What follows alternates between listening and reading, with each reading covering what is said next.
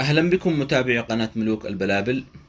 من الأخطاء في تربية البلابل هو وضع الذكور.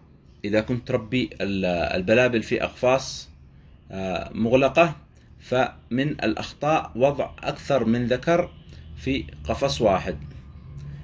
طبعا عند وضع الذكور في أقفاص فسوف نلاحظ خلال مرحلة البلوغ وبدء مرحلة التزاوج، طبعا عند اختيار الذكر للأنثى نلاحظ أنه يوجد معارك بين الذكور، فالذكر القوي يسيطر ويقتل الذكر الآخر.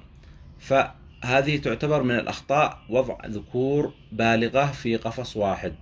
عند التربية عندما تلاحظ أن البلابل أصبحت في عمر التزاوج، عمر البلوغ، فمن الأفضل أن نتركهم في غرفة مفتوحة، أو إذا كنت تربي البلابل في أقفاص مغلقة فمن الأفضل هو اختيار ذكر وأنثى ووضعهم في قفص خاص، وعدم وضع أكثر من زوج في قفص واحد، أو وضع عدة ذكور في قفص واحد، لأن الذكور شرسة وتتقاتل، وضروري جدا واحد من الذكور يقتل الآخر. كما تلاحظون كما حصل مع هذا الذكر، لاحظوا الإصابة في الرأس. طبعا هذا الذكر تعرض للهجوم من الذكر الآخر وتمت الإصابة في الرأس. لا حول الله ولا قوة إلا بالله، قدر الله وما شاء فعل. ولكن يجب أن نتعلم من خلال التربية ومن خلال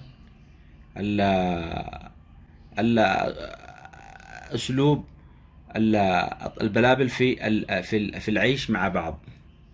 يعني ضروري جدا أن يأخذ الإنسان خبرة قبل تربية الطيور، يعني أي طيور بشكل عام يجب أن نأخذ خبرة في التربية. مثلا الذكور البلابل عندما تصل إلى سن البلوغ والتزاوج تصبح شرسة، فمن الأفضل هو عزل الذكور عن بعضها، أو نتركهم في غرفة مفتوحة. نلاحظ أن البلابل خلال الغرفة المفتوحة يعني لا تستطيع الذكور أن تتقاتل مع الذكر الآخر، لأن الذكر الآخر يعني عنده فرصة للهرب في خلال الغرفة. ولكن داخل القفص يكون الذكر محشور، مثلا الذكر يحشر الذكر الآخر في أي زاوية ويضربه حتى يقتله. فهذه النقطة مهمة جدا، وحبيت أن أقدم لكم هذه المعلومة حتى يستفيد الجميع، ونتمنى لكم الفائدة، وإلى اللقاء في مقطع قادم إن شاء الله.